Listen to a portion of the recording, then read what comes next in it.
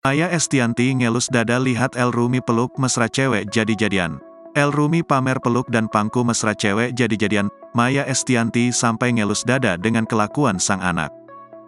Baru-baru ini El Rumi mendadak bikin heboh publik.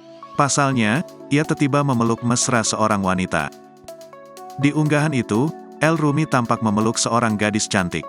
Gadis itu memakai dress pink dan berambut panjang. Ia juga tampak memakai make up dan senyuman yang manis. Di foto itu, El Rumi tampak memeluk mesra dan memangku gadis itu. Siapa sangka, gadis itu rupanya bukan cewek sungguhan melainkan personil TBA yakni Bastian Steel.